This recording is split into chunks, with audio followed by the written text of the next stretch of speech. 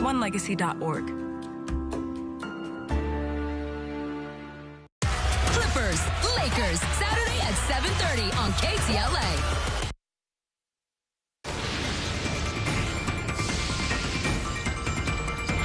Good afternoon. This is the KTLA 5 News at 4. I'm Samantha Cortese. And I'm Mary Beth McDade in this Friday afternoon for John Finolio. We begin with breaking news. The U.S. has begun a major military operation against the Islamic State in Syria. Defense Secretary Pete Hegseth said the airstrikes are in retaliation for the deaths of 2 Army soldiers and a civilian interpreter who were killed in a terrorist attack last Saturday.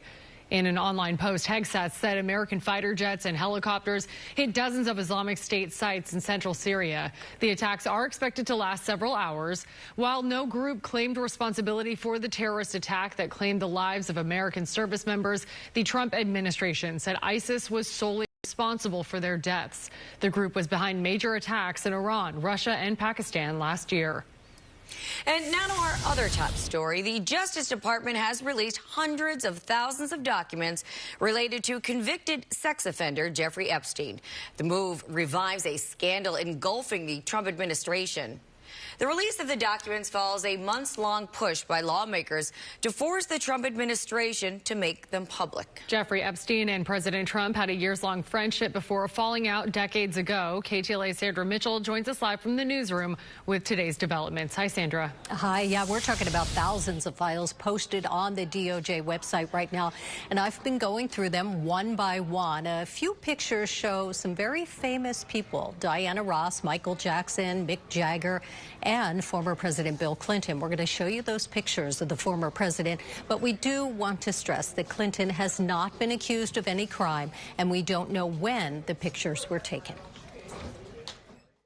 Never before seen photos of former President Bill Clinton shirtless and in a spa and in a swimming pool and with convicted sex offender Jeffrey Epstein. All part of the Epstein files released by the Justice Department today. In the swimming pool picture, you can clearly see Epstein's co-conspirator and convicted sex trafficker Ghislaine Maxwell. And there's a woman in a bikini whose face has been blacked out. There are pictures of a massage room and notes that say J.E. Girls, a reference to Jeffrey Epstein, and a poster for a Florida men's club that features full nudity. The Justice Department says several 100,000 documents will be released today, more in the coming weeks. A law signed by President Trump ordered the DOJ to release all files related to the scandal by today. But that will not happen. Some Democrats have accused the Trump administration of a cover-up. California Congressman Mo Khanna, the lead sponsor of the Epstein Transparency Act, called this a historic moment, but wants a clear timeline for the full release. The law requires all unclassified documents related to Epstein to be released. It's obvious they have not met that standard. Blanchard himself admitted that they only are releasing a few 100,000 documents, and the rest of the documents they will be releasing in the weeks ahead. Also today, the White House issuing a statement saying the Trump administration is the most transparent in history and has done more for the victims than Democrats ever have.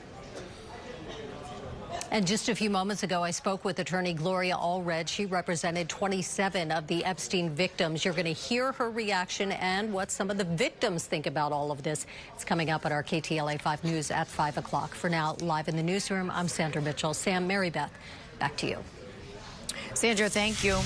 And now to a major development in the wrongful death case of former pitcher Tyler Skaggs against the Los Angeles Angels. On the fourth day of deliberations, his parents and widow have reached a settlement with the Angels. No details of that settlement have been released just yet. Skaggs died after ingesting a fentanyl-laced oxycodone pill in 2019. A year later, prosecutors announced that the pill was supplied by an Angels employee.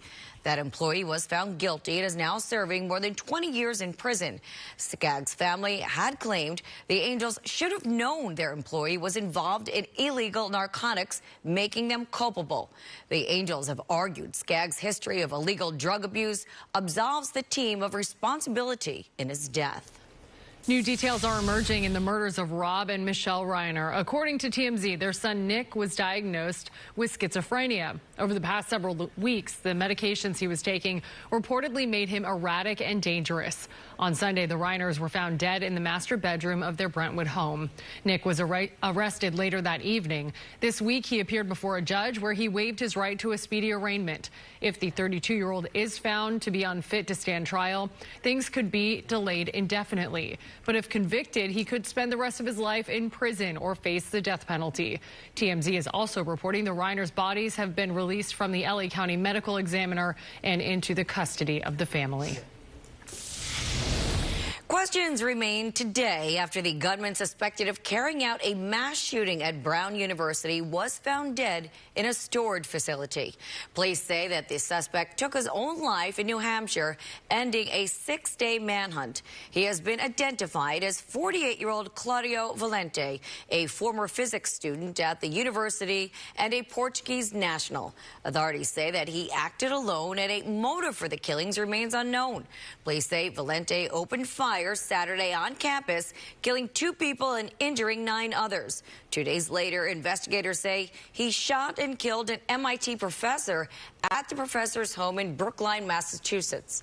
Investigators credit an online tipster for helping them track Valente down. The tipster had posted on a Reddit forum. They bumped into Valente on campus at Brown after the shooting. That person came forward to 2 Providence police officers over on the east side and said he had information, and he blew this case right open. He blew it open.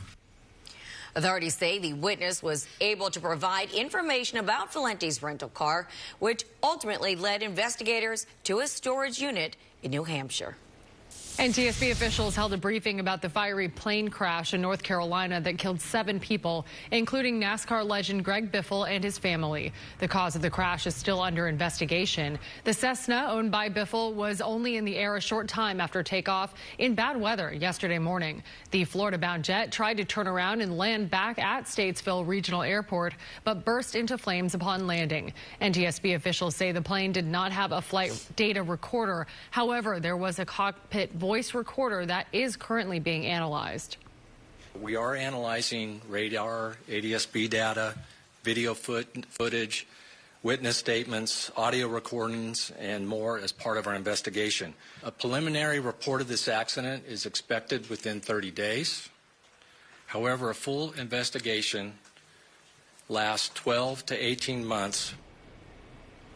Biffle, who was recently nominated for the NASCAR Hall of Fame, died in the crash, along with his wife, Christina, and 2 children, Emma and Ryder. The other victims have been identified as Biffle's friend, Craig Wadsworth, pilot Dennis Dutton, and Dutton's son, Jack, who was recently certified as a pilot. Santa Ana police are investigating a hit-and-run crash that killed a pedestrian this morning. Now, police say that 2 vehicles struck and killed a woman on Main Street between Dyer Road and Alton Avenue. Surrounding roads were closed, and officers asked the public to avoid the area while the investigation remained underway. Police say 1 driver stayed at the scene while the second took off. Details about the woman's identity or why she walked into the traffic lanes were not yet available. The travel rush is back on. A live look now at LAX this hour as millions of Americans get a head start on their holiday travel.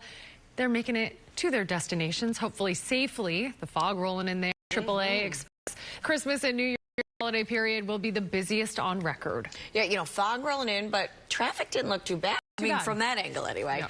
All right, we're going to go live out to Alina Abovian. She's at LAX, and she's covering all the holiday travel from there. Alina, how's it looking? Hi there, ladies. Well, officially it starts tomorrow, December 20th, but it is still pretty busy today. Just take a look behind me. You can see it is bustling here at LAX. Now, a lot of people opting to leave a day early just to get a head start. And according to AAA, they say this year is expected to be the busiest on record. I'm going to Michigan. From the cold to San Salvador to the warm, Aspen, Colorado, to the not so enthused. The holiday travel season is upon us, and with joy comes the inevitable stress, like canceled flights and delays. We had our flights scheduled. The issue is that I'm trying to get onto an earlier flight because I want to be with my family sooner rather than later. This Christmas and New Year's holiday period is expected to be the busiest on record. According to more than 122 million people are expected to travel between December 20th and January 1st. About 8 million people flying within the U.S. airlines among the most bustling. The difficulty is always that, of course, there's nobody. That they seem to be perpetually understaffed. Florida, Southern California, and Hawaii are topping domestic destinations, while many here at LAX opting for the East Coast. Where are you going? New Jersey. What's in New Jersey? The Yankees. For Christmas? Yeah, we're going to win the World Series next year. While some adding impossible wishes to their Christmas list, others just hoping for some family time and fun in the sun. But I do miss the connecting flight, so that's why I'm in this line. Yeah, but I'm excited to see my family. Visit friends, spending time with friends and family. So I just love to travel. I'm looking forward to the food and the beach. Escaping the cold. Now, according to Airlines for America, if you are flying, the busiest days are expected to be the 20th, 21st, 26th, and 28th of December. Accordingly, and of course, give yourself plenty of time. 2 hours for domestic, 3 hours if you're flying international. Here at LAX, Selena Bervian, KTLA 5. Thank you so much. Well, there is still much more to come. The KTLA 5 News for Kirk Hawkins' forecast is impacting travel plans. It really is. Take a look. LAX don't necessarily want to be in the upper part of the impact that cooler temps and then they're